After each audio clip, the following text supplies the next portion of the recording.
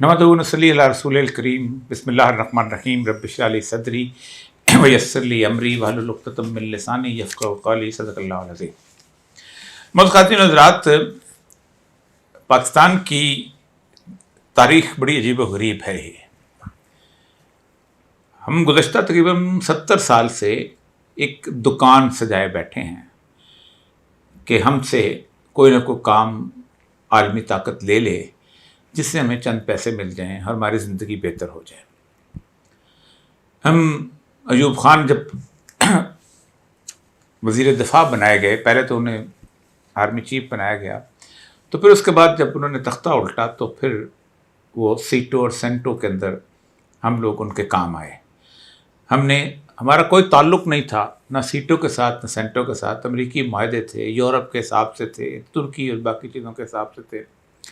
लेकिन चूँकि हमें अच्छा लगता था कि हमारी दुकानदारी जो है वो चलती रहे, तो हमने उनका साथ दिया और हमने बड़ाबीर में अमेरिका को एक अड्डा दिया। और अमेरिका का एक जासूसी त्यारा होता था U2, तो वो जब उड़ा तो उनको रूसियों ने गिरा दिया। तो उन्होंने कहा हमने बड़ाबीर के इर्द गिर्द रेड लाइन लगा दी है, लेकिन फिर भी हम बात ना आए। इस दौरान चीन के साथ हमारे थोड़े बहुत तल्लुकात हो रहे थे और चीन समझता था कि पाकिस्तान जो है ये इसके साथ भारत ने जो सलूक करवा रखा है और कश्मीर का जो इशू है बड़ा गलत है। तो 1962 के अंदर जब वो वार शुरू हुई है तो चाइना ने अपने वज़ीर ख़ारजा को कराची में भेजा था कि जाओ जाके पाकिस्तान से कहो कि वो कश्मीर के अंदर अपनी बदला लेके अपनी उसको पूरी की पूरी उसको फ़तह कर ले। इसके बेहतरीन मौका है। लेकिन शमशाद अहमद ख़ान साहब ने मेरे प्रोग्राम में भी कहा कि 2 अमेरिकन जो थे, एक डिक चीनी और एक और डिक था कोई, तो वो आए और उन्होंने कहा कि हम तुम्हें कश्मीर ले देंगे, तुम फ़िलहाल इस वक्त भारत के ख़िलाफ़ चीन का साथ मत दो। और हम खामोश रहे। फिर उसके बाद 65 की जंग शुरू हो गई और 65 की जंग के अंदर हमें बहुत उम्मीद थी कि अमेरिका हमारा साथ देगा और अमेरिका जो है हमें सेक्टर और सेंटर के मेंबरान है। लेकिन अमेरिका ने जैसे ही जंग शुरू हुई तो अमेरिका ने हमारी सप्लाई रोक दी, असला बंद कर दिया। हमने कहा असला क्यों बंद कर दिया? उन्होंने कहा मसला इसलिए दे रहे हैं कि तुम रूस के ख़िलाफ़ लड़ो, कम्युनिज़्म के ख़िलाफ़ जहाद करो, तुम भारत के ख़िलाफ़ थोड़ा दिया। फिर वो यहाँ तक अब तो सफ़ा मिसल पे बात आ गई है कि जब हम अखनूर को फ़तह करने के करीब थे तो अमेरिकन आ गए कि अगर इस रफ्तार से तुम चलते रहे तो तुम 3 दिन के अंदर दिल्ली पहुँच जाओगे और तुम चुप हो जाओ। और फिर जनरल इफ्तिखार मलक जो थे उनको वहाँ से वापस करके याह्या ख़ान को भेजा गया और याह्या ख़ान को ख़ास तौर पे कहा गया कि 3 दिन तक तुमने महाज पे नहीं जाना। और इस दौरान फिर आहिस्ता आहिस्ता सीज़ फायर हो गई और हम जो है आराम से बैठ गए। 71 के अंदर भी हमने अमेरिका का बहुत साथ दिया। हमने हेनरी किसिंजर को अपने C-130 तैयारे में खामोशी से दुनिया से छुपा के चीन लेके गए और चीन की अमेरिका से दोस्ती करवाई और इस बात पे दोस्ती करवाई कि रूस के मुखालफ अमेरिका का महाज मजबूत हो जाएगा। और अमेरिका इस साइनो कार्ड को दुनिया अपनी बहुत बड़ी नेमत समझता था। लेकिन 71 के अंदर जब हमारा मामला ख़राब हो रहा था तो अमेरिकन पेपर्स ये कहते हैं कि चूँकि 1 फरवरी को हमारी मुलाकात तय थी मौज़े-तुंग की निक्सन के साथ, तो हमने कहा पाकिस्तान को मशरक़ी पाकिस्तान जाता जाने दो, अब इसमें इंटरफेयर मत करो, ख़राब हो जाएगा। अफ़गानिस्तान की जंगों का मैं जिक्र इसके बाद करूँगा कि हमने पहली जंग लड़ी रूस के ख़िलाफ़ और हमने इसमें समझा कि हम बहुत कुछ इसमें कमाएंगे। जिस लोगों ने कमाया बहुत कमाया।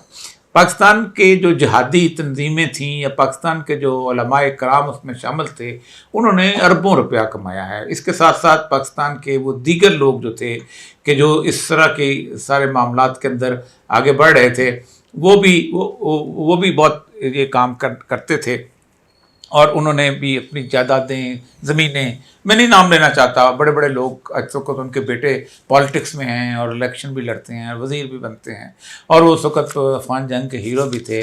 उनकी ज़िंदगियाँ कैसे बदलीं। मैं एक छोटी सी बात बताऊँ आपको, मैं उस ज़माने के अंदर सिविल सर्विस में था।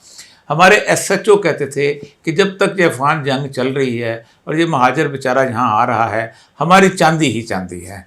और वो पहले SHO की चांदी होती थी, फिर उसके बाद वकील की चांदी होती थी, फिर वो बेचारा डरता डराता यहाँ ज़िंदगी गुजारता था। 30-40 लाख रेफ्यूजीज थे। फिर दोबारा हमने उन्हीं को, जो हमारे दोस्त थे, जिन्होंने हमसे मिलकर जंग लड़ी थी, जो हमारे साथ से साथी थे, जिन्होंने हमारे लिए डॉलरों के मुंह खुलवाए थे, हमने उन्हीं के खिलाफ डॉलर लिए, हमने पूरे का पूरा यू टर्न लिया, हमने 3 अड्डे दिए, बहुत कुछ किया। ताज़ा सूरत हाल में गुज़श्ता 1.5-2 साल से हमारी फिर दुकानदारी पे गाकी शुरू हुई थी, और जिसकी वजह से पाकिस्तान के अंदर एक इंतहाई खौफनाक जो है ट्रेंड आया था, और वो थी यूक्रेन की जंग।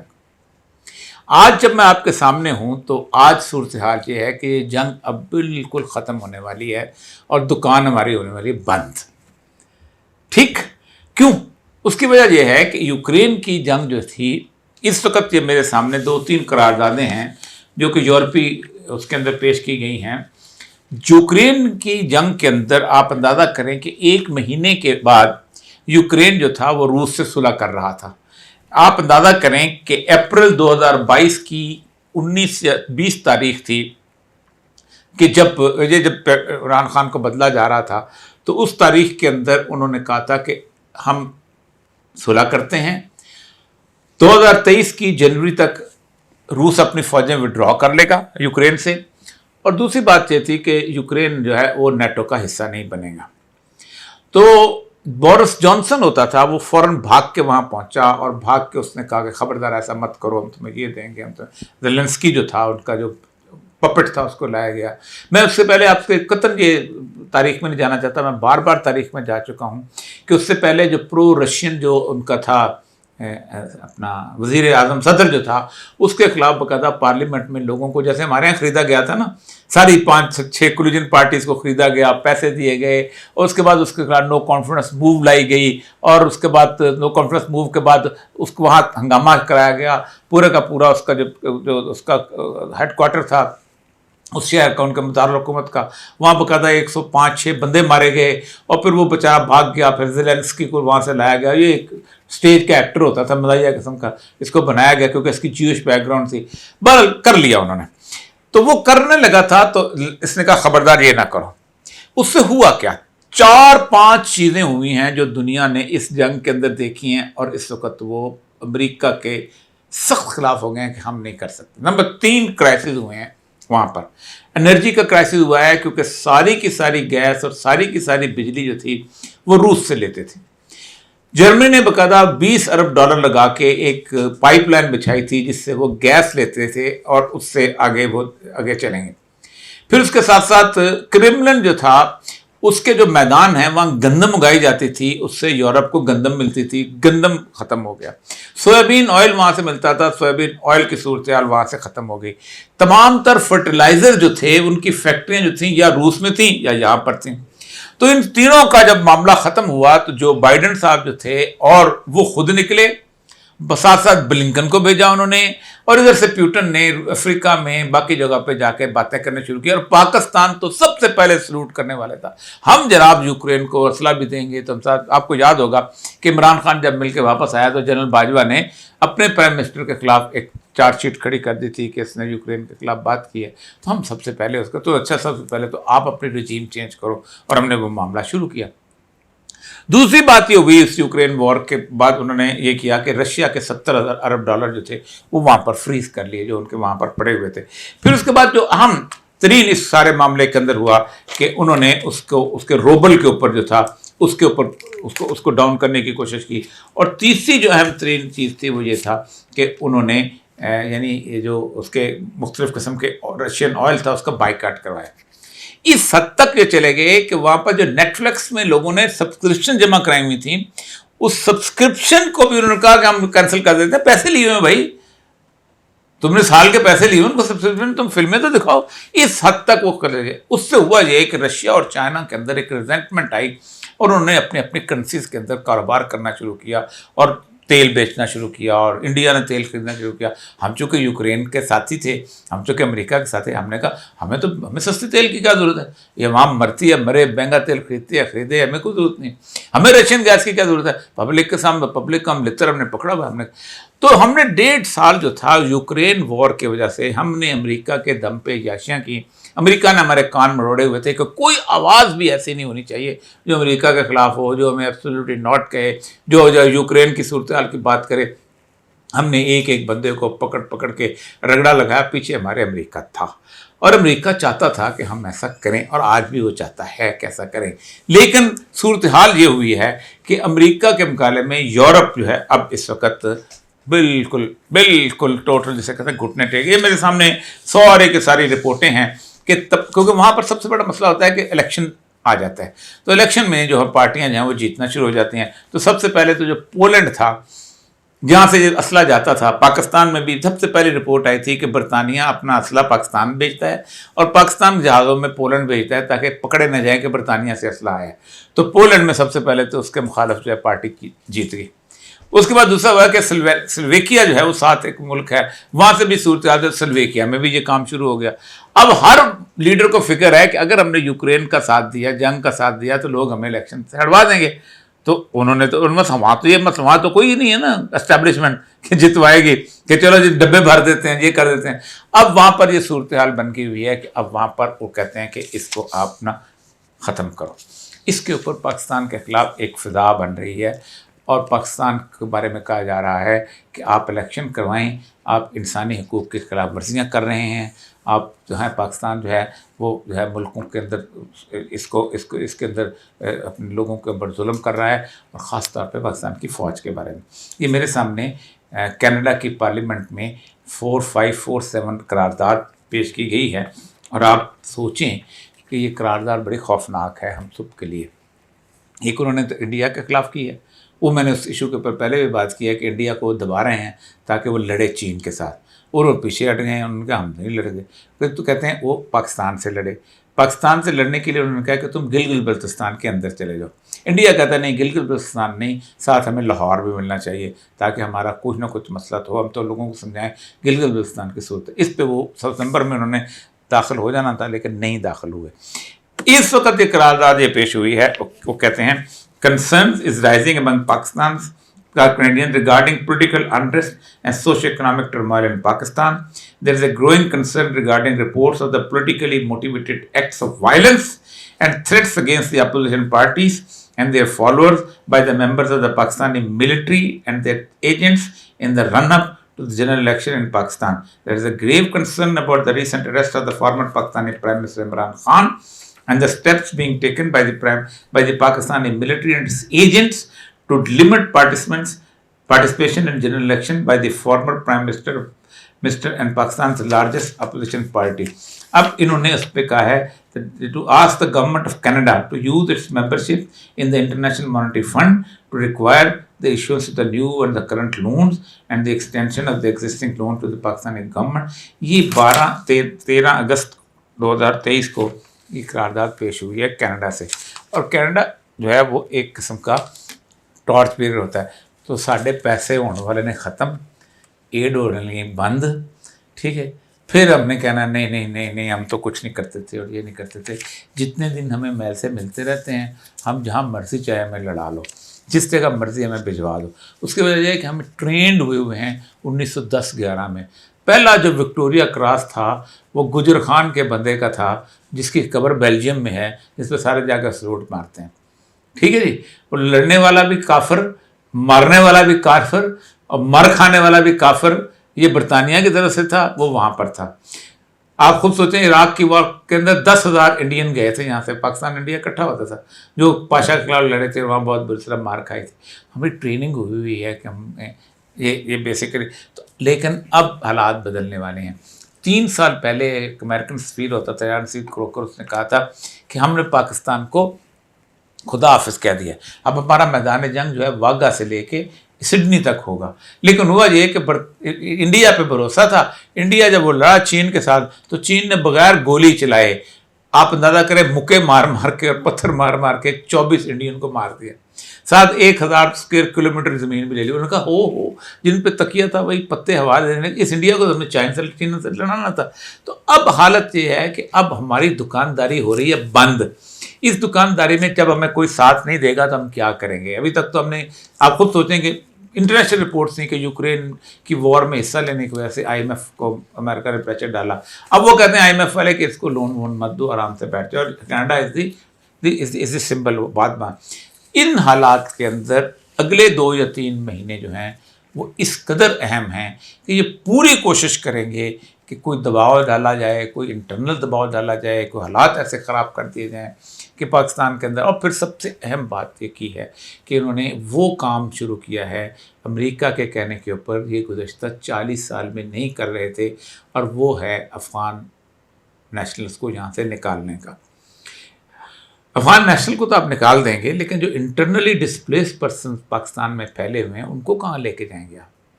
जो स्वात से, जो बाजोर से, जो वज़ीरिस्तान से, जो बलूचिस्तान के मुख्तलिफ़ इलाकों से, यहाँ आपने लाहौर में देखा होगा मुख्तलिफ़ किस्म के काम करते हैं, कोई पॉलिश कर रहा होता है, कोई उसके बाद छोटे छोटे और काम, यूँ यहाँ के कूड़ादान से कूड़ा उठा रहे होते हैं। ये भी लाखों के अंदर है, इनको कहाँ आप लेके जाएंगे?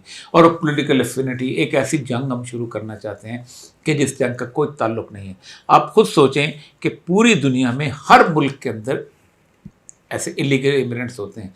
अमेरिका में लाखों होते हैं, हर साल वो 10 लाख लोगों को इकट्ठा करता है, कितने दिन तुम रहे, उनको बाकायदा वो नेशनैलिटी देते हैं। मैक्सिकन बॉर्डर जो फ्लोरिडा वाला है, उसके बाद सैन डिएगो वाला है, वहाँ से वो आते हैं, वो कहते हैं ये लोग नहीं आएंगे, हमारे स्ट्रॉबेरी के फार्म्स पे काम कौन करेगा? इंग्लैंड के अंदर बेशुमार इलीगल इमिग्रेंट्स हैं जिनको आधी आधी तनख्वाह पर लोगों ने रखा होता है। पेरिस के अंदर हैं, यूरोप के अंदर हैं, इटली के अंदर हैं। उसलिए वो समझते हैं कोई बंदा जो भाग के आता है वो महाजर बेचारा उस तरह का नहीं होता कि आपकी सूरत है। अब मामला ये है कि वो कहते हैं मर के भी चैन न पाया तो किधर जाएंगे, ये कर भी लिया तो तब भी आप क्या कर लेंगे? आपके यहाँ इस तरह की आपकी मशीनरी नहीं है। मोइनुद्दीन हैदर ने कहा था हम सारी दुनिया पाकिस्तान से असला वापस लेंगे, ठीक है। पहले SHO ओ यार तेरे पास 2 है, 1 प्लस को जमा करा, मैं मेरी प्रमोशन हो जाएगी। तुम्हारे पास 4 है, मैं 2 प्लस जमा करा। 2 महीने बाद मामला फेल हो गया। मुकाबले में मुल्ला उमर ने कहा असला वापस करो, हर बंदे ने जाके असला वापस कर दिया उसको जाके, और उन अफगानों से उन्होंने वापस ले लिया। वो समझते थे कि ये हमें हमारा तहफ़्फ़ुज़ करेंगे, लेकिन मेरे पास क्लाशनकोव है, मुझे पता हो कि मैं क्लाशनकोव SHO को दे दूंगा तो साथ ही जगह को कहेगा यार वो देखो बंदूक कोई नहीं, लूट ले जाके, और वो लूट लेगा जाके। वो जो बात तो मशहूर लतीफ़ा है ना कि एक आदमी उसके घर में चोर आ गए, तो वो चोर आए तो उसने क्लाशनकोव निकाल ली, उसके बाद चले गए तो पुलिस आ गई, तुम्हारे हो गया तो उसने बंदूक तो मेरी खिलौना थी, तो SHO गया, बाद में फिर चोर आ गए।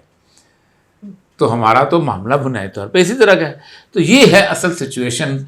तो कोशिश ये पूरी है कि अमेरिका का जो दूसरा मार्ग अमेरिका खोलना चाहता है, क्योंकि अमेरिका को एक ही लालच है कि दुनिया में कोई थिएटर जो है वो चलता रहे जंग का, और हिस्ट्री उसकी ये है कि कहीं पे जीत कर नहीं निकला। 1901 में फिलीपीन में गया, हम तुम्हें स्पेन से आज़ादी दिलाएंगे, वहाँ अपराइजिंग हुई, वहाँ छोड़ छाड़ के निकल गया, 146 बना ली। 1947 में चियांग काई शेक लड़ा, माओ तुंग ने मार मार के चियांग काई शेक को भी निकाल दिया, इनको भी निकाल दिया। 60s के अंदर वियतनाम में गया, वहाँ मार लगाई 70,000 बंदों की आज लिस्ट वाशिंगटन DC में है जो वहाँ अमेरिकन सिपाही मरे, वहाँ से भाग के निकला, कंबोडिया से भाग के निकला, चिली से, निकारागुआ से, होंडुरास से भाग के निकला, अफ़गानिस्तान से भाग के निकला। सिर्फ ये वहाँ लड़ाई चाहता है, और हमारा जो है मैदान जो है अफ़गानिस्तान के हवाले से गर्म किया जा रहा है कि एक दूसरी जो है वो लड़ाई शुरू हो। ठीक जी, तो सवाल कोई हो इससे पहले कि आप सवाल करें, मेरा ख्याल है मैं कुछ सवालात जो हमारे मुझे ये नेट के ज़रिए आए हैं वो उनको मैं देख लेता हूँ। कहते हैं जी हक और बातिल की पहचान कैसे हो, ये कौन है? राशनुल्लाह अमन, पता नहीं अब मुझे समझ नहीं आती, RATIUNA भाई, ठीक है जी। उनका एक हक और बातिल की पहचान कैसे करें आज कल के दौर में? हक और बातिल दुनिया में हर जगह, कभी भी ऐसा नहीं हुआ कि उसकी बातिल की पहचान नहीं हुई हो। एक बात याद रखें कि अगर आप कुरान पाक को मुतालिया करें तो आपको अल्लाह तबारक तआला जो है हक की एक पहचान बताता है कि वो लोग जो हैं वो बुनियादी तौर पर अल्लाह तबारक तआला की बादशाहत जो है उस पर यकीन रखते हैं। उनके यहाँ किसी और की बादशाहत नहीं होती। वो हर मामले के अंदर समझते हैं कि इस कायनात का मालिक, खालिक, फरमारवा ये अल्लाह तबारक तआला है। اور اس کی پہچان اپنے بندوں کی وہ کہتا ہے کہ لا ان اولیاء اللہ لا خوف علیہم ولا هم یحزنون، کہ میرے دوست مجھ سے پیار کرنے والے وہ ہیں جن کو کبھی ڈر نہیں ہوتا۔ اقبال اس سے متعلق کہتا ہے کہ ہر کے رمز مصطفیٰ فہمیداست، شرک را در خوف مستبردیداست، کہ تمہیں میں بتاؤں رسول اللہ کی رمز کیا ہے، کہ کسی دوسرے کا خوف بھی آپ کو شرک لگے۔ اگر آپ ایس ایچ او سے ڈرتے ہیں تو شرک کرتے ہیں، پٹواری سے ڈرتے ہیں تو شرک کرتے ہیں، گورنر سے ڈرتے ہیں تو شرک کرتے ہیں، امریکہ سے ڈرتے ہیں تو شرک کرتے ہیں۔ تو یہ حق کی بڑی واضح پہچان ہے کہ حق جو ہے وہ، اور دوسرا یہ ہوتا ہے کہ حق کے بارے میں حضرت علی کا قول ہے کہ جس طرف باطل کے تیر زیادہ سے زیادہ سمجھو وہ حق ہے۔ جہاں اللہ کے منکر، اللہ کے مقابلے میں کھڑے ہونے والے وہ تیر چلائیں، اور جو بے شک آپ محبت کریں، بے شک وہ کتنا شاندار قسم کا عالم دین کیوں نہ ہو، اگر امریکہ اس سے محبت کرتا ہے، یورپ اس سے محبت کرتا ہے، دین کے دشمن سے محبت کرتا ہے، تو وہ حق نہیں ہے۔ لیکن اگر کوئی مولوی نہیں ہے، ایک عام سا سادہ سا آدمی ہے اور سمجھتے ہیں کہ اس سے مغرب کو نقصان پہنچتا ہے، تو وہ حق ہے۔ دوسرا سوال جو ہے، آپ کہتے ہیں کہ مہلت ہے، اتنا ظلم ہو رہا ہے، ابھی اور کیا ہونا ہے کہ مہلت کا ٹھیک ہے، ان فرعونوں کو کتنی مہلت۔ دیکھیں رسول اکرم صلی اللہ علیہ وسلم کو بھی صحابہ جو تھے وہ آ کے شکایت کرتے تھے کہ بہت ظلم ہو گیا، ہم نے تو ظلم دیکھا ہی نہیں ہے۔ آپ خود سوچیں کہ جو عمار بن یاسر تھے، ان کی والدہ اور والد یاسر کے ساتھ جو کچھ کیا گیا تھا، اور خباب بن ارت کے ساتھ جو کچھ کیا گیا تھا، بلال حبشی کے ساتھ، تو صحابہ کہتے ہیں کب آئے گی اللہ کا متى نصر اللہ، کب آئے گی؟ تو رسول اللہ نے کہا کہ تمہیں تو نادہ ہی نہیں ہے، تم سے پہلی امتوں کے تو گوشت تھے کنگھیوں سے نوچ دیے جاتے تھے، وہ آروں سے چیٹ دیے جاتے تھے، تم تو ابھی تک زندہ ہو اور اس جگہ چلتے پھرتے ہو۔ تو یہ ظلم کی کوئی مانگنی نہیں چاہیے، ظلم کی کوئی حد نہیں ہوتی، لیکن ایک بات طے ہے کہ جو کچھ بھی ہمارے اوپر افتاد آتی ہے دو وجہ سے آتی ہے۔ ایک تو یہ ہے کہ ہمارے اعمال ایسے ہوتے ہیں کہ ہم نے اس طرح کے لوگوں کا ساتھ دیا ہوتا ہے جو ظالم ہوتے ہیں، اور ہم نے ساتھ دیا ہے، ہم نے 70 میں ساتھ دیا، مشرقی پاکستان پہ بیت رہی تھی، ہم چپ رہے، ہمارے بڑے چپ رہے، ہمارے چھوٹے چپ رہے، ہم نے بلوچستان میں ساتھ دیا، ہم نے کے پی کے میں ساتھ دیا مانو نا، ساتھ دیا تھا ہم مطلب عمران ریاض تو 140 دن کے بعد آ گیا، میرے ایک دوست پروفیسر کا بیٹا پرسوں واپس آیا بلوچستان سے 8 سال کے بعد، ہم نے عمران ریاض پہ روئے، اس کے روئے، اور ایک نہیں کئی ہیں وہاں پر۔ ایک تو اس وجہ سے ہوتی ہے کہ ہم پہ افتاد آتی ہے تاکہ اللہ احساس دلائے کہ تم بے حس مت بنو، انسانیت ایک مذہب ہے اسلام کے ہاں بھی، مالکم لا تقاتلوا الذین، مشہور آیت ہے اس کی سورہ نساء کی، اے لوگو، اے مسلمانوں، تمہیں کیا ہو گیا ہے کہ تم ایک ایسی بستی کو مدد کرنے کے لیے نہیں جاتے جس کے باشندے کہتے ہیں ہذہ القریۃ الظالم، یہ ظالموں کی بستی ہے، اللہ کو ہمیں مددگار بھیج۔ وہ بستی عیسائیوں کی ہو، وہ بستی یہودیوں کی ہو، وہ بستی کافروں کی ہو، وہ بستی مشرکوں کی ہو، اگر وہ مظلوموں کی بستی ہے، مسلمانوں کو حکم دیا ہوا ہے کہ جاؤ ان کی مدد کرو، قرآن ہے، کوئی نہیں کہتا اللہ نے کیا لکھا کہ جاؤ مسلمانوں کی بستی کو جا کے مدد کرو، قریۃ الظالم، ہمیں بھیجو ہمارے لیے، اللہ کوئی ناصر بھیج، اپنا مددگار بھیج ہمارے لیے، ہم تو تباہ ہو گئے ہیں اس ملک۔ کہیں اللہ نے اس کا ذکر نہیں کیا کہ جاؤ فلاں مسلمانوں کی بستی، ظلم شرط ہے مسلمان کو اس کی مدد کرنے کی۔ ہم نے کتنوں کی مدد کی، یہ افغانستان ہمارے ساتھ لٹتا رہا، پٹتا رہا، ظلم ہوتا رہا، تباہ برباد ہوتے رہے، وہ لوگ یہاں سے بھاگ کے آتے تھے۔ امریکن رپورٹ کہتے ہیں 1,85,000 پاکستان نے اپنی بارڈر پہ فوج لگائی ہوئی تھی تاکہ وہاں سے کوئی بھاگ کے آئے تو ہمارے حوالے کر دیں، ہم نے حوالے کیے، ہم نے پیسے کمائے۔ تو ایک تو ظلم کی بات ہے کہ، اور دوسرا ظلم جو ہے وہ اس وجہ سے بھی ہوتا ہے کہ آپ کو ریئلائز کیا جائے کہ خدا کے لیے تھوڑا سا اللہ کی طرف رجوع کرو، اللہ سے مدد مانگو تاکہ آپ کو اس ظلم سے نجات دلائی جا سکے۔ اس کے بعد جو اگلا سوال ہے، کیا پاکستان میں free and fair election possible ہیں؟ بالکل پاسبل ہیں، بالکل پاسبل، پبلک مینڈیٹ کھڑا ہو جائے۔ میں نے بارہا مثال دی ہے کہ کسی مائی کے لال کے اندر اتنی طاقت نہیں ہے کہ وہ پاکستان کے اندر مکمل دھاندلی کر سکے۔ 2 دفعہ کی مثالیں دیتا ہوں۔ بے نظیر کو ہرانے کے لیے پوری آئی جے آئی اکٹھی ہو گئی تھی، ہمارا دوست سمیت گل اس نے پوری کی پوری آرگنائزیشن کر سی، بے نظیر کے 81 ووٹ تھے اور نواز شریف جس کے ساتھ ساری پارٹیاں اکٹھی کر دی تھیں اس کے 52 ووٹ تھے. ظفر اللہ جمالی کے لیے پوری کی پوری مشینری اکٹھی ہو گئی تھی بلانے کے لیے, 13 ووٹ کم تھے, 12 ووٹ انہوں نے پیپل پارٹی سے مانگے تانگے کے پیٹریوٹ لیے تھے, ایک اعظم طارق کو امریکہ سے پوچھ کے تب جا کے جیتے تھے. تو یہ بالکل پاسبل ہے, میں بالکل امید رکھتا ہوں کسی کے اندر آپ کھڑے ہو جائیں, کسی کا باپ دھانتی نہیں کر سکتا. سر سندھ کی خرابی ہو گئی ہے یا اور ہونی ہے, جہاں طاقتور باطل پہ ہیں تو وہ کب مٹیں گے؟ قرآن فرماتا ہے کہ باطل کو مٹنا ہی ہے. جو الحق و ذاک الباطل ان الباطل کان زہوقا, یہ قرآن کی آیت پر. دیکھیں سندھ کی خرابی کی جو حدیث میں اکثر سنایا کرتا ہوں وہ ہے رسول اللہ کہتے ہیں سندھ خراب سندھ من الہند. خرابی ہم نے عربی کو ترجمہ کرتا, خراب کہتے ہیں تباہی, دنیا میں تباہی پھیلے گی. تو آپ کی حدیث یہ ہے کہ سندھ کے علاقے کی تباہی, سندھ وہ ہے جس میں اور آپ رہتے ہیں, پنجاب ہے اور اس کے بعد سندھ کا علاقہ ہے جو رسول اللہ کا, اس کی تباہی بھارت سے ہوگی. اور بھارت کی تباہی آپ نے فرمایا خراب الہند من الصین, وہ چین سے ہوگی. تو یہ ایک لڑائی ہے. اب ابھی شاید اس کا وقت نہیں آیا, ابھی شاید ابھی آپ آرام سے چین سے گھروں میں بیٹھے ہوئے ہیں, ابھی اتنی خرابی کہاں آئی. کیا پاکستان کبھی کرپشن سے اور اکنامک غلامی سے, اچھا سارے سوالات ایسے ہیں جیسے میں کو پتہ نہیں وہی اترتی ہے میرے اوپر, میں اس کا جواب دے سکتا ہوں. کرپشن سے آزاد آپ کی وجہ سے ہونا ہے. جن لوگوں نے گریبان تھاما ہے, میرے پاس ایک دفعہ ایک دفتر میں بیٹھا ہوا تھا تو ایک بندہ آ گیا, تمہارے تحصیلدار جو ہے اس نے مجھ سے 500 روپیہ لیا ہے فرد لینے کا, تو ساتھ 2-3 اور ہم سے بھی لیتا ہے, میں نے کہا اچھا.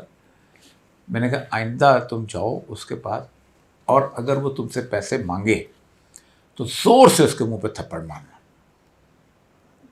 اور پھر میرے پاس آ جانا, پھر میں اس کو بلا لوں گا. میں نے کہا تم کتنے لوگ تھے اس جگہ پہ کھڑے ہوئے؟ کہتے ہیں ہم لوگ 20 لوگ تھے جو لے رہے تھے اس فردیں, سب دے رہے تھے. وہ کہ 20 لوگ اور ایک تحصیلدار تم سے رشوت لے گئے؟ کہہ رہے سر آپ, میں نے کہا تم 3 تھپڑ مارنا تو شروع کرو ان لوگوں کو, گریبان تھامنا تو شروع کرو ان لوگوں کا. تم انکار کر کے کھڑے تو ہو جاؤ. کتنے لوگ ہیں یہ اسٹیٹ مشینری میں ہوتے کتنے لوگ ہیں؟ ایک تھانے کی نفری ہوتی کتنی ہے؟ 5-5 لاکھ لوگوں کے اوپر رول کر رہے ہوتے ہیں. تو اس وقت تک نہیں ختم ہو سکتے جب آپ گریبان تھامنا نہیں شروع کریں گے. صاحب یہ ظالم ریاست کو الگ غزوہ ہند کی فتح دے گا؟ نہیں, غزوہ ہند دیکھیں, غزوہ ہند کے بارے میں ایک ہمیشہ سے یاد رکھ لیں کہ تمام جتنی بھی میں نے احادیث پڑھی ہیں غزوہ ہند کے بارے میں, رسول اکرم صلی اللہ علیہ وآلہ وسلم نے غزوہ ہند کے لشکر کے بارے میں کہا ہے کہ یہ بیت المقدس سے روانہ ہوگا. میرے خطے کے لوگوں کو اگر سے سعادت مل جائے تو یہ بہت بڑی بات ہے, ورنہ یہ بیت المقدس سے روانہ ہوگا. اس کی ترتیب ہم نے الٹی کی. کوئی ایک حدیث ایسی نہیں ہے کہ جس میں بیت المقدس کے علاوہ کہیں اور سے غزوہ ترتیب, راولپنڈی سے یا گجرات سے یا جیلم سے یا کراچی سے, بڑے بڑے لوگ تھے یہاں پر بھی لوگ دعویٰ کرتے تھے کہ ہم آئندہ قیادت کریں گے, بیچارے فوت ہو گئے, میں نام بھی لینا چاہتا ہوں ان کا. لیکن غزوہ ہند کی حدیثیں یہی ہیں. اور یہ ہے دجال کے قریب, کیونکہ جو لشکر یہاں آئے گا وہ آپ نے فرمایا دجال کی آمد تک وہاں رہے گا, اور جب وہ لوٹیں گے تو عیسیٰ ابن مریم کو اپنے درمیان پائیں گے. تو اتنا بڑا قریب زمانہ ہوگا. ابھی تو بہت ملمت الکبریٰ نہیں ہوئی, کچھ نہیں ہوا. غزوہ ہند ابھی تک اتنی جلدی جو ہے نا, اس کو روٹیاں اکٹھی نہ کریں, بڑی روٹیاں کھا رہے لوگوں نے غزوہ ہند کی, اسی روٹیاں کھا کے تو ہم موٹے ہو گئے ہیں. So what is the basic solution of this bad situation of my country, and is a privatization of the government school will be better? دیکھیں اس پہ میں علیحدہ انشاءاللہ پرائیویٹائزیشن پہ بات کروں گا. گورنمنٹ دنیا میں پرائمری ایجوکیشن کہیں بھی پرائمری ایجوکیشن اور پرائمری ہیلتھ یہ کہیں بھی پرائیویٹ نہیں ہے جہاں ملک اچھے. اس کی وجہ یہ ہے کہ میں بیمار پڑتا ہوں, میرا باپ بیمار پڑتا ہے, میرا بھتیجا بیمار پڑتا ہے, اس کو اور نواز شریف کے بھتیجے بیٹے کو, زرداری کے بھتیجے بیٹے کو, عمران خان کے بیٹے بھتیجے کو, کسی جرنیل کے ایک طرح کا اسپیشلسٹ چاہیے وہ ہیلتھ کے. میرا بیٹا ذہین ہے, نواز شریف کا بیٹا ذہین ہے, عاصم منیر کا بیٹا ذہین ہے, ایک طرح کا اسکولنگ چاہیے. اس لیے پرائمری ایجوکیشن اور ہیلتھ ایجوکیشن دنیا پوری کے اندر پرائیویٹ نہیں ہوتی. ہم نے ظلم کیا ہوا ہے کہ ہم نے دکانیں کھولنے کی اجازت دی ہوئی ہے. 65% جو ہے 65% جو ہے ایجوکیشن سسٹم جو ہے یہ کاروباری لوگوں کے ہاتھ میں ہے. تعلیم میرے اور آپ کے بچوں سے دور ہو گئی ہوئی ہے. اب ہم گاڑی بیچتے ہیں, گھر بیچتے ہیں, لون لیتے ہیں, تب جا کے ہم بچوں کو پڑھاتے ہیں. تو بہرحال یہ دو چیزیں تو پرائیویٹائزیشن کی بجائے اس کو آپ اون کریں. یونائٹڈ اسٹیٹس میں چلے جائیں, اسکول پرائیویٹ ہے نہیں ہے. جو بڑے بڑے اسکول ہیں ایٹن ویٹن, کیونکہ وہاں کلچر اور طرح کا ہے, وہاں پر وہ پرائیویٹ ہے. ورنہ تو پرائمری ایجوکیشن کے بارے میں کوئی سوچ ہی نہیں سکتا, پرائمری ہیلتھ کے بارے میں کوئی سوچ نہیں سکتا ہے کوئی پرائیویٹ. یہ جو کارڈ اسکیم تھی that was an excellent scheme. وہاں انہوں نے کہا ٹھیک ہے پرائیویٹ بنتے ہیں لیکن خرچہ گورنمنٹ اٹھائے گی, جو جا کے خرچہ لے لو. لیکن ہمارے یہاں تو مسئلہ یہ ہے نا کہ ہم نے دوائیاں بیچنی ہوتی ہیں, اس لیے ہمارا ڈاکٹر جو ہے وہ کہتا ہے نہیں اسپتال جو ہے وہ اس نے ساتھ صبح سرکار کی نوکری کرنی ہوتی ہے, شام کو کلینک کرنا ہوتا ہے. میں خود سیکٹری ہیلتھ رہا ہوں, اسپتالوں میں سوائے ڈاکٹروں کے دلال کے اور کوئی گھوم نہیں رہا ہوتا. جب تم فلاں کلینک میں آ جاؤ, تم فلاں کلینک میں آ جاؤ. جب تک یا مکمل پرائیویٹ کر دو اور گورنمنٹ جو ہے وہ پے کرے, یا مکمل گورنمنٹ کر دو اور ان کو کسی قسم کلینک نہ کرنے دو. تو ایک بات طے ہے کہ ہیلتھ اور ایجوکیشن, باقی کھانے میں فرق ہے. میں دال کھاتا ہوں, وہ گوشت کھا لے گا. گھر میں فرق ہے, میں ایک کچے گھر میں رہتا ہوں, وہ پکے گھر میں رہتا ہوں, کوئی فرق نہیں پڑتا. کپڑے میں فرق ہے, میں لنڈے سے لے کے پہن لیتا ہوں, وہ جا کے اسے پہن لے گا. لیکن تعلیم اور ہیلتھ یہ دو چیزیں ہیں, یہ پرائیویٹ. پاکستان وہ بدقسمت ملک ہے کہ یہی دو پرائیویٹ کی ہیں انہوں نے. جی اچھا سر جی, میرا آپ سے یہ سوال ہے کہ ہماری افواج کو یو ایس سے, انڈیا, افغانستان سے کافی بار شرمندہ اور ان بیلنس ہونا پڑا ہے. ہم ان سب کو برداشت کر لیتے ہیں, لیکن عمران کے سے اگر کوئی غلطی ہو گئی ہو تو یہ قوم معاف نہیں کر سکتی. وہ ٹھیک ہے, ظاہر بات ہے, علم افیئر میں ہے, معاف غلطی بھی نہیں ہے. غلطی بھی دیکھیں, غلطیاں تو سب سے ہوتی ہیں, انسان ہے سب کچھ. لیکن وہ بکرا مسئلہ وہی ہے نا کہ وہ بھیڑیے نے دیکھا ایک بکری کا بچہ پانی پی رہا ہے, اس نے کہا تم پانی پی رہے ہو, تم پانی گدلا کرو. اس نے کہا جناب آپ اوپر ہیں میں نیچے ہوں, پانی آپ گدلا کر رہے ہیں. اس نے کہا پچھلے سال بھی کچھ ایسا ہی ہوا تھا. اس نے کہا میری تو عمر ہی 6 مہینے ہے. وہ تیرا باپ ہوگا, بس ٹھیک ہے, پکڑ کے کھائے. تو ہمارا معاملہ یہ ہو چکا.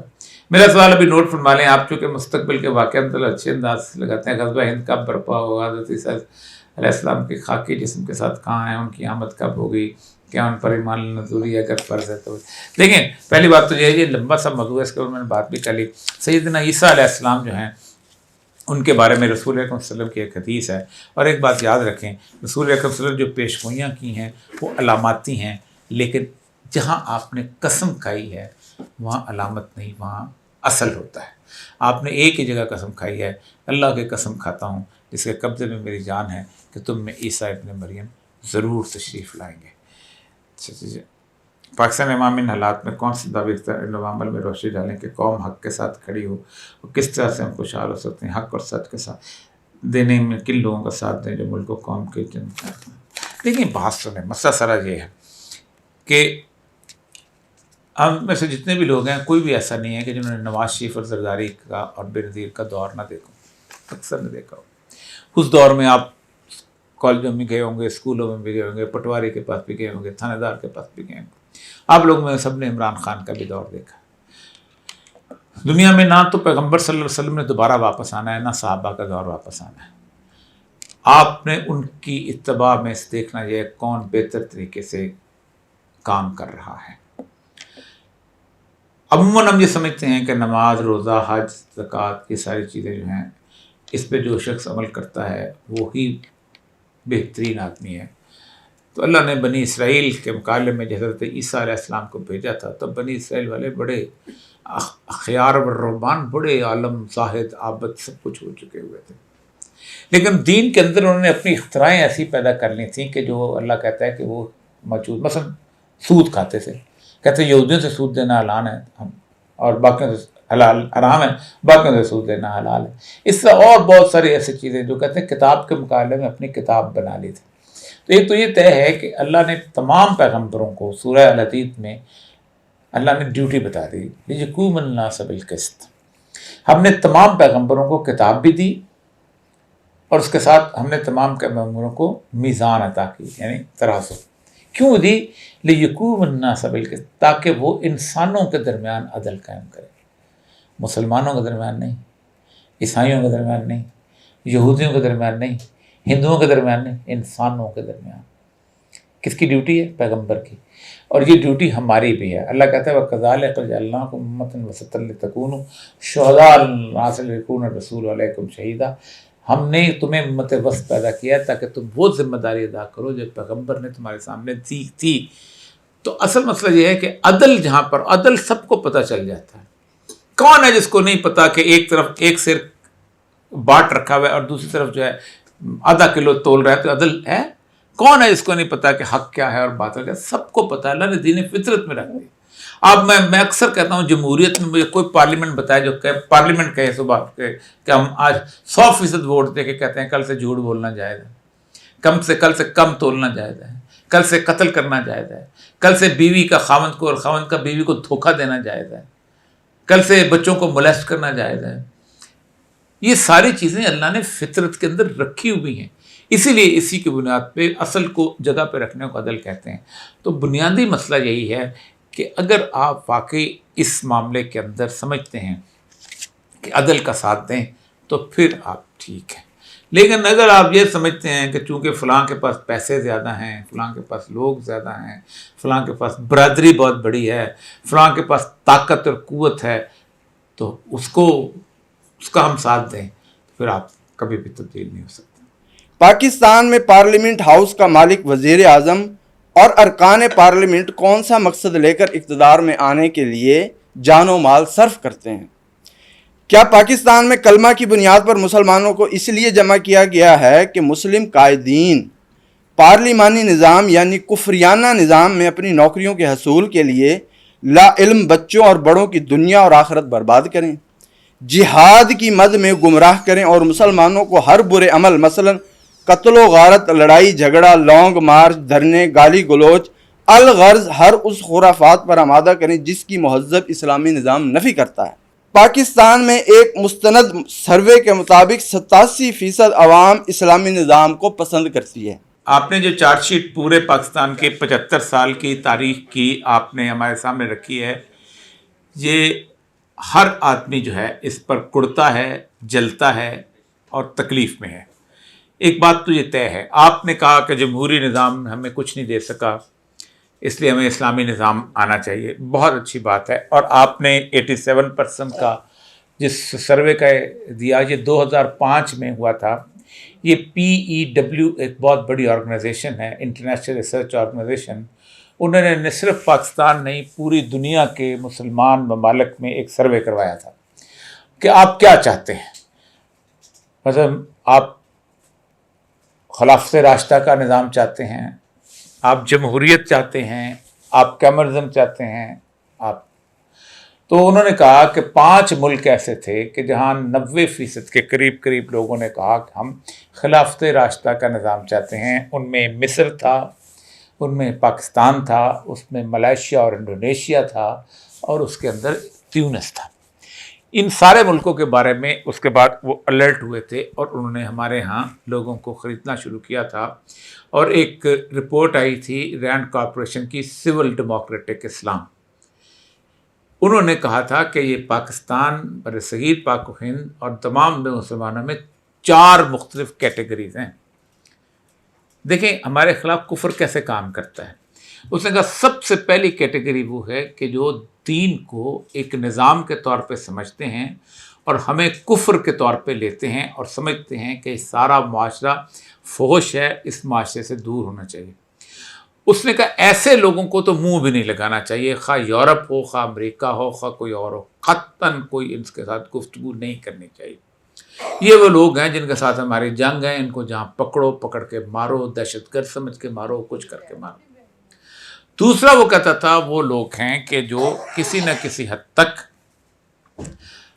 ہمیں بھی تسلیم کرتے ہیں، اپنے باتوں کو بھی تسلیم کرتے ہیں، لیکن ان کے مسالک جو ہیں ان کے لیے اہم ہیں، اور ان میں وہ کہتے ہیں کہ جو احمد رضا بریلوی کہتا ہے وہ بہت اچھا ہے، جو حسین احمد مدنی کہتا ہے وہ بہت اچھا ہے، وہ ان کو ان کے مسالک کے اندر انفورس کرو۔ اور آپ کو یاد ہوگا کہ برائن ہنٹ جہاں ایک امریکن سفیر ہوتا تھا، وہ جہاں آیا تھا، اور مجھے اچھی طرح یاد ہے کہ وہاں پر जहांगीर के मकबरे में डीजी आर्कियोलॉजी था, तो तमाम मशाइख को इकट्ठा करके उन्होंने बाकायदा उन्होंने पैसे तकसीम किए थे मज़ारात के, और मेरी आंखों के सामने नारा लगा था, नारा तकबीर अल्लाह अकबर, नारा रिसालत या रसूलुल्लाह, नारा गौसिया या गौस, और नारा हंटिया बहन हंट जिंदाबाद।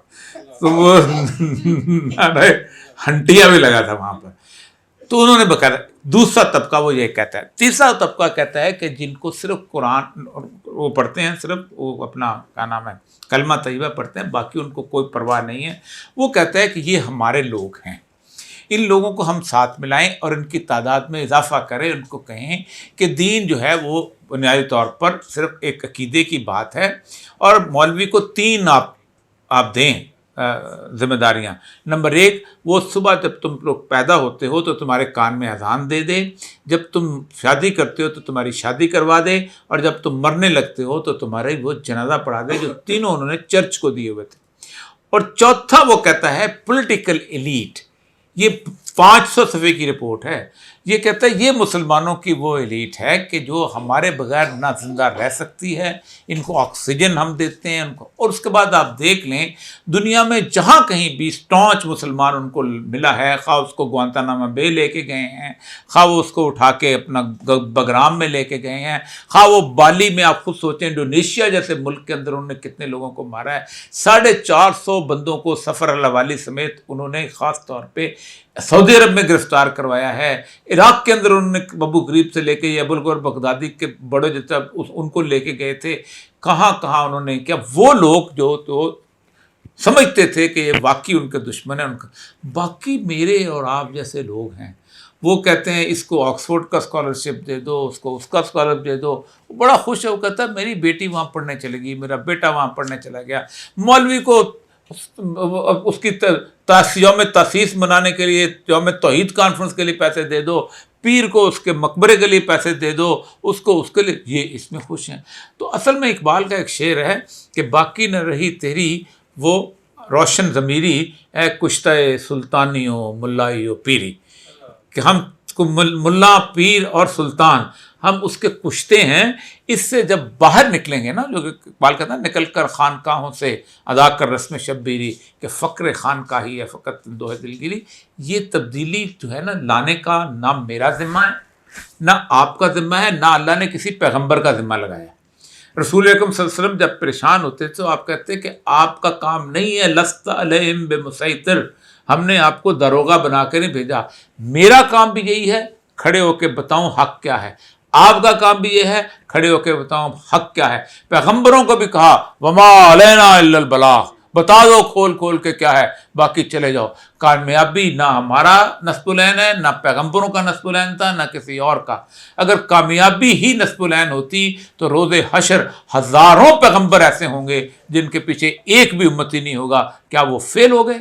उनसे ज़्यादा कामयाब कौन था, उनसे ज़्यादा सरफराज कौन था? बात आपने कह दी, अल्लाह ताला आप इसको जगह अता फरमाए, जहाँ मौका मिलता है, जिस जगह मौका मिलता है, ये बात आप उसको बयान करते हैं। मेरा नाम मोहम्मद तैयब है और मैं लॉ का स्टूडेंट हूँ। तो सवाल तो मेरे ज़्यादा थे लेकिन वो इनका टाइम ज़्यादा हो गया। आप करें कोई मसला। तो पहला मेरा ये सवाल है कि जो अब्राहम अकॉर्ड हुआ था, अब्राहम अकॉर्ड, तो उसकी एक्सटेंशन एक्सटेंशन अब उसकी ये हुई है कि अब इसराइल के जो वज़ीर ख़ारिजा उन्होंने कहा कि सऊदी अरब समेत 6 से 7 इस्लामी ममालिक जो हैं वो इसराइल को तस्लीम कर लेंगे। तो जिस तरह तुर्की ने ट्रेड तो चल रही थी, तो क्या पाकिस्तान भी कर लेगा? क्योंकि हम पाकिस्तान इसी वजह से इसराइल को नहीं कर रहा क्योंकि सऊदी अरब नहीं कर रहा। और आपने अपने प्रोग्राम से बताया भी हुआ कि हमारी फ़ॉरेन पॉलिसी जो है वो सऊदी अरब, चाइना और अमेरिका, चाइना कुछ हद तक और सऊदी अरब काफ़ी ज़्यादा। तो अब जब सऊदी अरब ही पीछे हट जाएगा तो मैं अर्ज़ करता हूँ। और दूसरा सवाल जो है वो ये है कि जिस तरह मैं लॉ का स्टूडेंट हूँ तो हम कोर्ट्स में भी जाते रहते हैं, तो फ्रॉम मतलब लोअर से लेकर चीफ जस्टिस ऑफ पाकिस्तान तक आपको पता है कि मेरिट नहीं है, ठीक है। तो आप उसकी वजह से ये हो रहा है कि जो हमारी यूथ है या स्टूडेंट्स हैं वो उस मुतफिर होकर, और वो कह रहे हैं कि भी जो यूरोप का सिस्टम है कॉमन लॉ, जो हम पढ़ाई कॉमन लॉ रहे हैं, तो हम उधर ही क्यों ना चले जाएं। मतलब वो ब्रेन ड्रेन भी बहुत अच्छी ये बात। दोनों सवाल बहुत है, इतने ज़हीन सवाल है, अल्लाह ताला आपको मज़ीद इल्म में। देखें अब्राहम अकॉर्ड जो आज से 12 साल पहले हुआ था, اور یہ تصور جو ہے ہمارے اس میں علماء نے بھی دینا شروع کیا تھا، جن میں حضرت قبلہ جاوید غامدی صاحب چونکہ میرے استاد رہے ہیں سول سروس اکیڈمی میں، تو انہوں نے بھی کہا تھا کہ بنیادی طور پر، اور یہ کتنی خطرناک بات ہے انہوں نے کی تھی، کہ رسول اکرم صلی اللہ علیہ وسلم کو نئی شریعت نہیں لے کے آئے تھے، یہ بنیاد حضرت ابراہیم کے دین کے اندر ایک چھوٹی سی اینٹ سی جو لگا دی گئی تھی، اور اس کا بنیادی مقصد یہ تھا کہ 3 ابراہیمی ریلیجنس ہیں جو کہ حضرت ابراہیم کے اولاد میں سے ایک حضرت عیسیٰ کا، ایک حضرت موسیٰ کا، اور تیسرا جو ہے رسول اکرم صلی اللہ علیہ وآلہ وسلم کا۔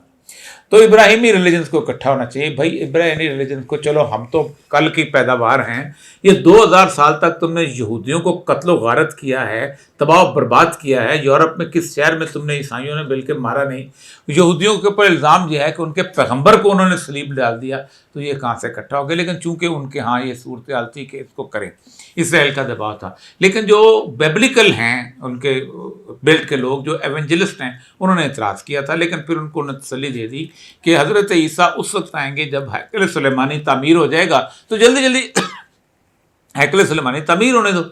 اب یہ ہے وہ صورتحال جس میں ابراہیم اکارڈ ہوا۔ اس میں جو سب سے زیادہ آگے بڑھنے والے ملک تھے ان میں سے ایک تھا دبئی، دوسرا تھا بحرین، اور تیسرا اس کے ساتھ کسی نہ کسی حد تک مسقط عمان جو تھا وہ ساتھ آگے تھے۔ ان جارڈن پہلے سے تسلیم کر لیا ہوا ہے انہوں نے۔ آپ مصر میں چلے جائیں، مصر کے اندر ایک جزیرہ ہے زملک، وہاں سے شام صبح سویرے ایک گاڑی چلتی ہے، 11 گھنٹے میں پہنچ جاتی ہے تل ابیب، وہاں وہ جا کر رات کو ڈانس وانس کرتے ہیں، سب کچھ کرتے ہیں، جو عیاشیاں کرتے ہیں، واپس آ جاتے ہیں۔ ہر عربی کی بھی ایک یہودی بیوی ہے، وہ انہوں نے رکھی ہوئی کہ اہل کتاب سے جو ہے نکاح جائز ہے، سب کچھ ہے۔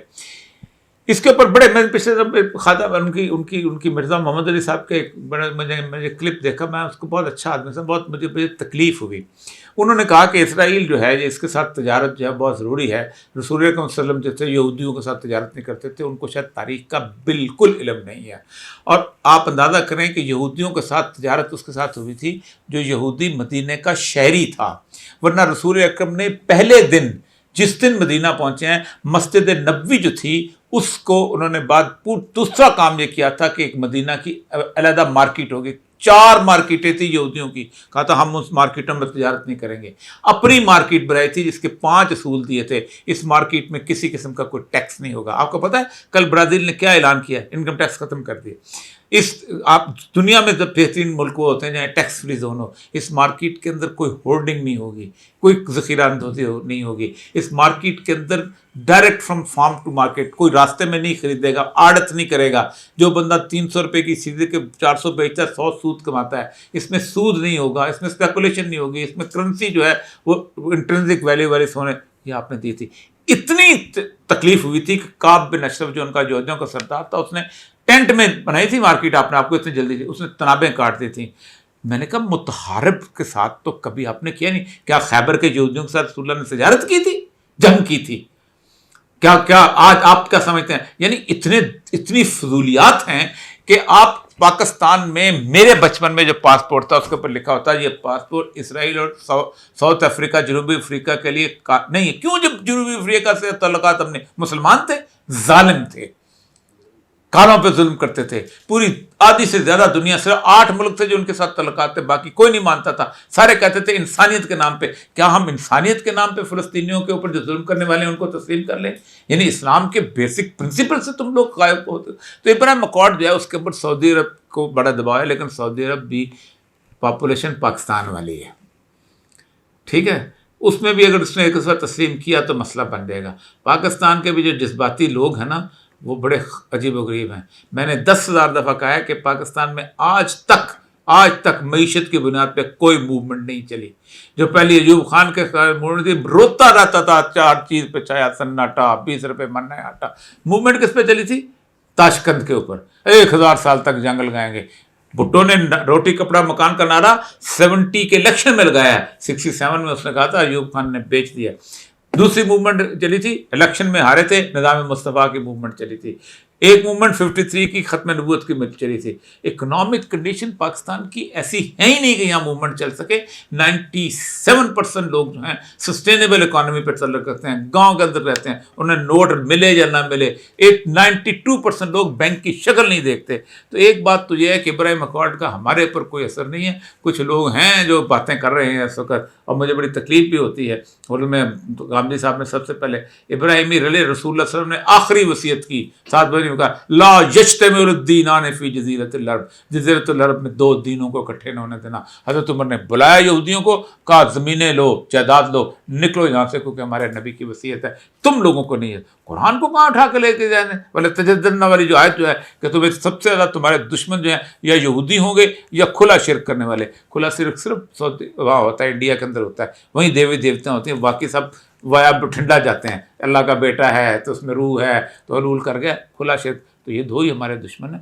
ایک بات تو یہ ہے کہ ابراہیم اکارڈ جو ہے پاکستان میں نہیں آپ کر سکتے. پاکستان کی قوم ہی اور قسم کی ہے, جذباتی صورتحال ہی اور قسم کی ہے. ہاں پاکستان کے سارے مولویوں کو اکٹھا کر کے وہ اکارڈ کرا لیں گے, یہ تقریریں بھی کریں گے. ایک ہزار جو لوگ 1000 صفحے کا فتویٰ لکھ دیں امریکہ کو خوش کرنے کے لیے, اور امریکہ کے اندر ان کی, کینیڈا کے اندر ان کی اسٹیبلشمنٹ بھی موجود ہوں, وہ مل جاتے ہیں. لیکن اس فتوے کو ماننا کتنے لوگوں نے. دوسرا سوال آپ کا کیا تھا؟ دوسرا میرا یہ تھا کہ جوڈیشل سسٹم کے بارے میں تھا کہ میں ہاں وہ دیکھیں پہلی بات تو یہ وہ بالکل ٹھیک ہے. دیکھیں اسلام میں اور دنیا پوری میں 2 طرح کے لا ہیں. ایک ہے انکوزیٹوریل, ایک ہے ایڈویسوریل. ایڈویسوریل سسٹم ہے برطانیہ کا. تو برطانیہ میں انہوں نے پولیس کے سسٹم کو ٹھیک ٹھاک رکھا ہوا تھا, اس لیے ہمارے ہاں بھی ایڈویسوریل لا. جو رپورٹ SHO بنا دے گا سپریم کورٹ میں بھی وہی رپورٹ جائے گی, ایڈ نہیں ہو سکتی کچھ. اس لیے FIR بہت امپورٹنٹ ہوتی ہے. 2 پارٹیاں, میں اور یہ مقبول جان نے قتل ہوتے دیکھا ہے, لیکن آپ اور آپ کا یہ دونوں بندے اگر بحث کر رہے ہیں تو میں گواہی نہیں دے سکتا اس کے اندر. اللہ مجھے پتہ ہے کہ آپ نے قتل کیا ہے, گواہ نہیں ہے, جھوٹا گواہ نہیں آیا. اس لیے جو ٹریڈیشنل ہمارا جرگہ سسٹم تھا اس کو ریپلیس نہیں کر سکا CRPC, کیونکہ جرگے میں جھوٹ نہیں ہوتا. وہ کہتے ہیں talk of the town talk of the court ہوتی ہے. جو بندہ کہتا ہے وہ کہتا ہے بھائی تمہیں پتہ ہے تم نے قتل کیا ہے, پورے پاکستان کو پتہ ہے, پورے شہر کو پتہ ہے, بتاؤ مسئلہ کرا ہے, آؤ بیٹھو بیٹھے, تم نے دھوکے دینی ہے, تاوان دینا ہے. کہا مجھے وہ ننوات کا وہ دن نہیں یاد ہوتا جب پہلے دن وہ وہاں پہنچا تھا. پورے کا پورا قبیلہ خون بہا کی رقم لے کے, ایک پستول لے کے اور قاتل کو لے کے کھڑا ہوتا ہے. سب سے پہلے جو علماء کرام ہوتے تھے وہ پہلے عفو درگزر بھی آیتیں پڑھتے ہیں, پھر ان کے بعد عفو درگزر کی بات میں پھر وہ سارے کہتے ہیں بخشنا واڑم, ہم پورا قبیلہ کھڑے ہیں, ہم تم سے معافی کے طلبگار ہیں. بیٹا حاضر ہے جس نے قتل کیا تھا, تم وہ قتل کر دو یا خون بہا لے لو. اس کے سامنے وہ رکھا جاتا ہے تھال. کبھی ٹریڈیشنلی ہوا ہے کہ کسی نے بندوق اٹھا کے قتل نہیں کیا, پوری رقم بھی نہیں اٹھاتا کیونکہ برا سمجھا جاتا ہے. یہ ٹریڈیشن تھی, اس حساب سے وہ چلتے تھے. جو فرینچ لا ہے وہ ہے انکوزیٹوریل. اس کے اندر آپ کے لا کے اسٹوڈنٹ آپ کو بتا گا, اس میں یہ ہے کہ ایک آدمی اگر جج سمجھتا ہے کہ میں تسلی نہیں ہے, SHO نے بدماشی کی ہے, FIA نے چھپا لیا ہے, اتنی بڑی منی لانڈرنگ کیس میں ایک بندہ جو ہے وہ بیچارہ جان سے جاتا ہے اور فائلیں ادھر سے ادھر ہو جاتی ہیں, تو بند کر دیتا ہے, کہتا ہے میں خود انویسٹیگیشن کروں گا, آگے پھر وہ اس کے بعد فیصلہ کرتا ہے. تو جب تک اگر ہم نے بدلنا بھی ہے تو میں سمجھتا ہوں کہ انکوزیٹوریل لا کی طرح اگر ہم چلے جائیں تو ہم زیادہ بہتر ہو سکتے ہیں, یہ جو برٹش لا ہے. لیکن اس کے باوجود بھی ہمیں پاکستان میں بھی باقی دنیا میں لا جو ہے کوڈیفائڈ جو ہے بعد میں ہوا ہے. رسول اکرم صلی اللہ علیہ وسلم کے زمانے میں لا کوڈیفائڈ نہیں تھا, حضرت عمر نے کیا کوڈیفائی اس کو, بعد میں لوگوں نے. ہم بھی کوڈیفائی کر سکتے ہیں ماڈرن, لیکن امبریلا یہ ہے, یہ نہیں ہو سکتا کہ کوڈیفائی کرتے ہوئے کہیں کہ اپنا جو کمرے میں زنا ہو جائے وہ حلال ہے, اور جو باہر جا کے جو کمرے میں آپ اندازہ کریں اس کہ کمرے میں اگر مرضی سے عورت جو ہے زنا کرتی ہے یا مرد زنا کرتا ہے وہ حلال ہے, لیکن اگر کمرے میں اس کو کسی اور کام سے بلا پھسلا کے لاتا ہے اور زبردستی کر دیتا ہے تو وہ جو ہے زنا بالجبر ہو جاتا ہے. تو یہ ڈیفینیشنیں جو ہے ہمیں کرنی پڑیں گی, لیکن کوئی فرق نہیں پڑتا, انسانی تہذیب آگے بڑھتی ہے, اسی حساب سے آگے چلتی ہے. نہیں کیپٹل پنشمنٹ بھی دو رائے ہیں. دیکھیں میں امریکہ گیا تھا 96 کے اندر, بہت سارے ریاستیں ہیں جہاں کیپٹل پنشمنٹ جو ہے وہ جائز ہے. وہاں تو جج چونکہ الیکشنز میں ہوتے ہیں تو جج کہتا ہے اتنی بڑی تصویریں, ہم نے اتنے لوگوں کو پھانسیاں دی ہمیں ووٹ دو, وہ کہتا ہے ہمیں اتنے لوگوں کو پھانسیاں دی ہمیں ووٹ دو, تو پھانسی دینے کے اوپر وہاں ووٹ دیتے کہ تاکہ امن ہو جاتے. کیپٹل پنشمنٹ دیکھیں قرآن میں ہم تو اس پہ ڈی نہیں کرتے, وَلَكُمْ فِي الْقِصَاصِ حَيَاةٌ يَا أُولِي الْأَلْبَابِ, ہم نے قصاص کے اندر تمہاری زندگی رکھ دی اگر تم واقعی سمجھنے والے ہو. جی اچھا سر, مزمل حسین, میں بائی پروفیشن لائر ہوں. جی تو میرا سوال ہے کہ پاکستان اور انڈیا کے کانٹیکسٹ میں آپ نے بات کی کہ وہ لاہور آنا چاہ رہے تھے بیسیکلی, تو کنسیڈرنگ ٹو فیکٹس کہ جب بھی پاکستان اور انڈیا کا آپس میں ایشو بنا ہے, وار پلان یا وار گیم سٹارٹ ہوئی ہیں, تو پاکستان کی قوم اکٹھی ہوئی ہے. اور اس کو کنسیڈر کرتے ہوئے اور آپریشن سوئفٹ ریٹارڈ جو تھا, جب ایئر فورس نے رپلائی کیا انڈیا کو بڑا اسٹرانگلی, ان دونوں چیزوں کو مد نظر رکھتے ہوئے آپ کے ذہن میں یہ خیال آتا ہے کہ انڈیا کامیاب ہو جاتا؟ دیکھیں دو چیزیں. پہلی بات تو یہ ہے کہ جب آپ کے پاس ایک پاپولر لیڈرشپ تھی تو آپ جیت گئے. جب آپ کے پاس پاپولر لیڈرشپ کو ہم نے گرفتار کر کے پنڈی میں رکھا ہوا تھا شیخ مجیب الرحمان کو, تو آپ ہار گئے. اور اس بری طرح ہارے کہ جنرل لڈورا لکھتا ہے کہ ابھی تو پتہ نہیں کتنے دنوں کے بعد ہم سوچتے تھے گھر ڈھاکہ پہنچیں گے, تو اس نے تو باقاعدہ ہمیں جنرل نیازی صاحب نے بلا لیا. آپ خود سوچیں کہ اس نے پہلا بات یہ کی, آ کے جنرل نیازی سے پوچھا کہ تم نے سرنڈر کرنا تھا, یہ اتنے دمبے شبے کیوں ذبح کیے ہوئے تھے ہماری خاطر کرنے کے لیے. تو وہ تو لکھتے ہیں نا وہ صدیق سالک کہ رستے میں اس کو گندے لطیفے سناتا آ رہا تھا خوش کرنے کے لیے. تو جب پاپولر لیڈرشپ نہیں تو ہم یہی کرتے رہے ہیں. پاپولر لیڈرشپ کے بغیر جنگ نہیں جیتی جا سکتی. چرچل کی مثال میں آپ کو دوں, چرچل نے پارٹی بدل لی تھی جنگ کے دنوں. پارٹی بدلنا وہاں ایپ سمجھا جاتا تھا لیکن مقبول تھا. آپ نے انہوں نے ہلایا نہیں. جنگ جیتنے کے اگلی دفعہ جب الیکشن لڑا نا تو ہار گیا تھا. انہوں نے کہا اب جنگ ختم ہو, تیری ایسی کی تیسی. اٹیلی آ گیا تھا. تو اس وقت پاکستان میں اگر جنگ ہوتی ہے, خدا نخواستہ نہ ہو, جنگ اچھی چیز نہیں ہے, تو پاپولر لیڈرشپ کے بغیر آپ کچھ نہیں کر سکیں گے. یہ نہیں آپ سمجھ سکتے کہ قوم اکٹھی ہو جائے گی تو آپ لڑیں گے. آپ مجھے بتائیے, آپ نے جنگ انڈیا سے نہیں, آپ تو افغانستان سے لڑنی ہے نا. آپ مجھے بتائیں کتنے لوگ ہیں جو کہیں گے کہ جاؤ افغانوں سے جنگ لڑو. رسول اکرم صلی اللہ علیہ وسلم کی حدیث ہے, سعد بن ابی وقاص نے کہا کہ جب دو مسلمان گروہوں کے درمیان لڑائی ہو تو اپنی تلوار توڑ کے احد پہاڑ کے اندر پھینک دینا. تو یہ افغان ہم نکال رہے ہیں وہ کلمہ طیبہ پڑھنے والے لوگ ہیں.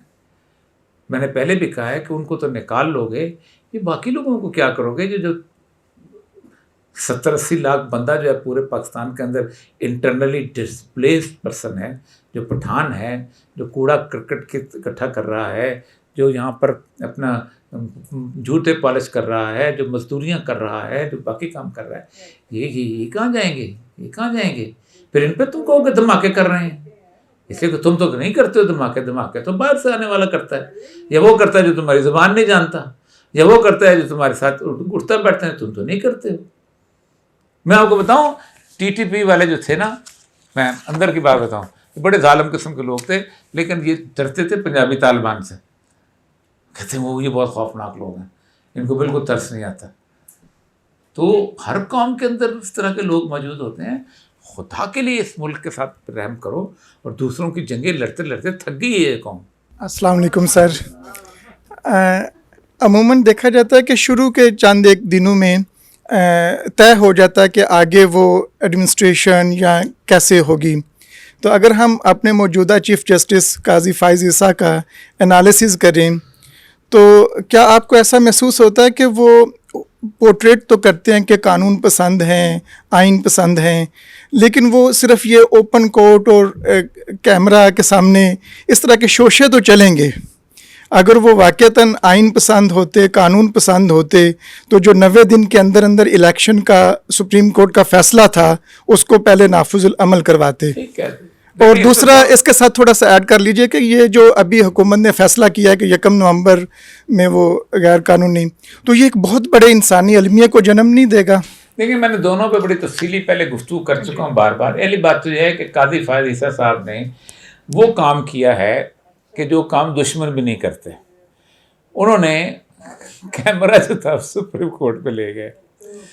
3 चीज़ें उस दिन साबित हुई। एक तो ये है कि जज बहुत बोलते हैं, वकील कम बोलते हैं।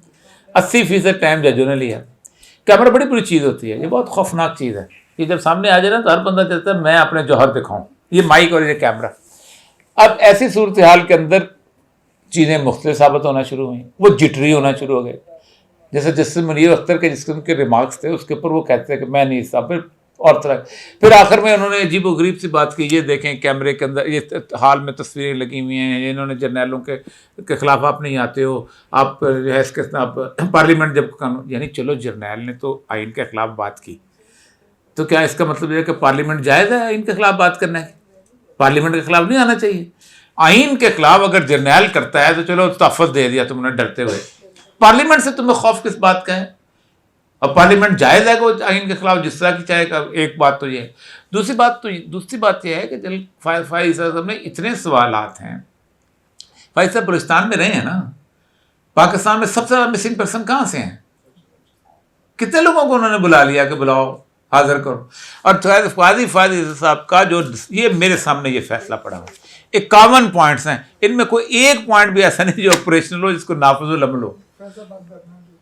फैसलाबाद आने में कोई एक भी पॉइंट आता है, मेरे सामने इसका एग्रीमेंट पड़ा हुआ है।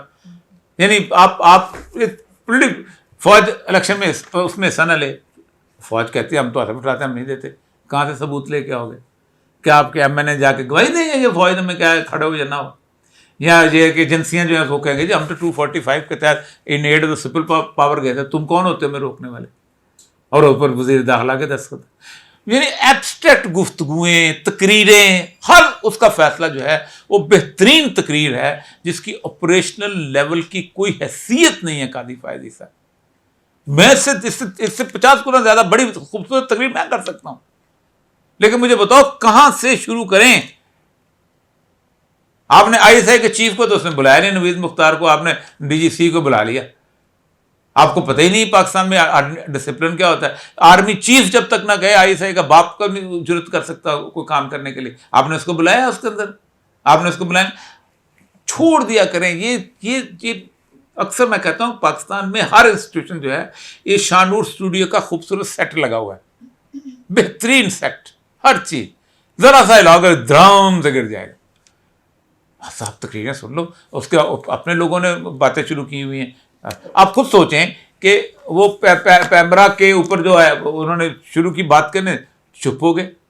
खुद जो बंदा हदैबिया का केस करे और ये फैसला दे पैमरा को कि मेरे केस के बारे में किसी टॉक शो में गुफ्तगू नहीं हो सकेगी, ये सारे कानूनदान बैठे हुए हैं। जब फैसला हो जाता है तो पब्लिक प्रॉपर्टी होती है, उसके ऊपर गुफ्तगू हो सकती है।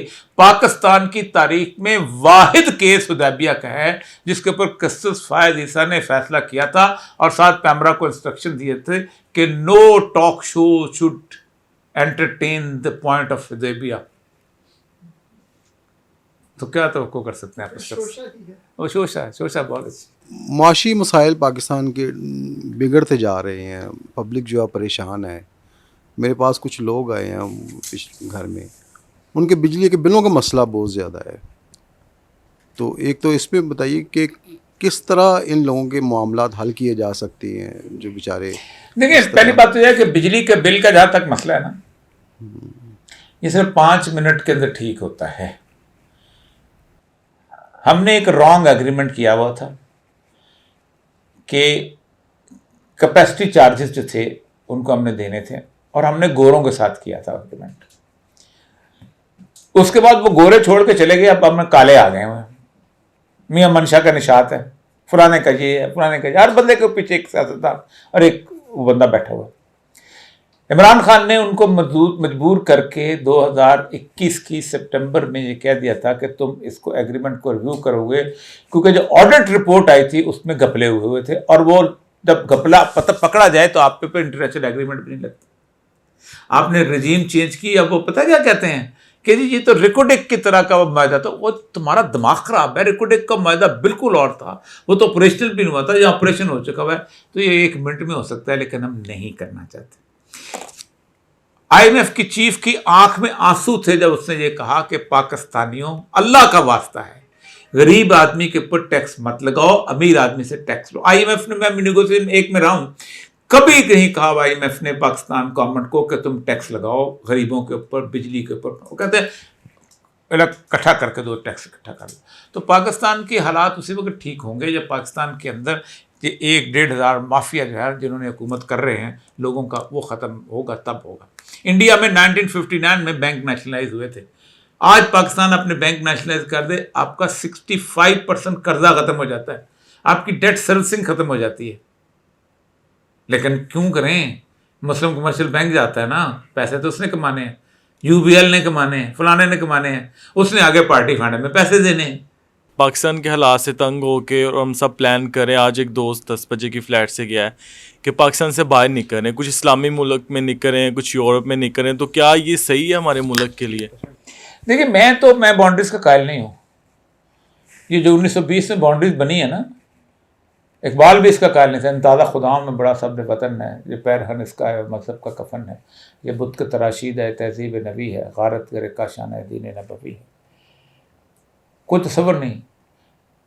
मौज़ूआत कबीर झूठी हदीस में सबसे बड़ी झूठी हदीस है हुब्बुल वतन मिनल ईमान, के वतन की मोहब्बत रसूलुल्लाह तो हिजरत के ऊपर चलती है।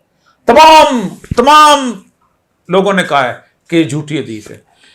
मसला सारा ये है कि 1920 में हमने बाउंड्रीज बनाई, 57 कंट्री मुसलमानों के लगाए, चिड़िया घर बनाया, ये इराकियों का पिंजरा, ये फलानियों का पिंजरा, कोई इससे बोधा रिश्ता कोई नहीं है जो ज़मीन का रिश्ता है।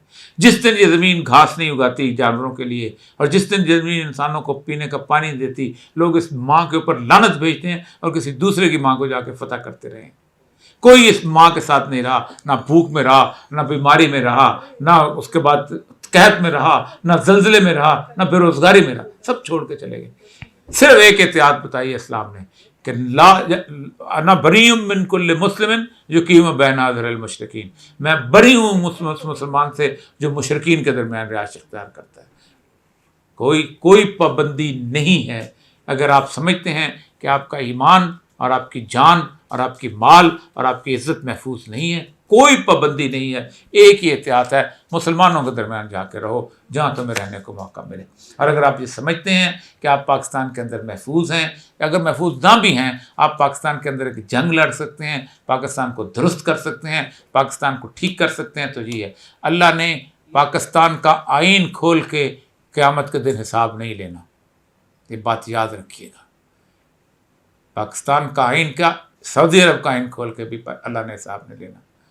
अल्लाह ने इस बात का सा अल्लाह के कुरान में आता है कि जब लोग कहेंगे कि हम तेरे दीन पे अमल दरामद नहीं कर सके थे, तो अल्लाह उनकी तरफ नज़र नहीं उठाएगा। अल्लाह कहता है फरिश्ते उनको कहेंगे कि अल्लाह की ज़मीन वसी नहीं थी।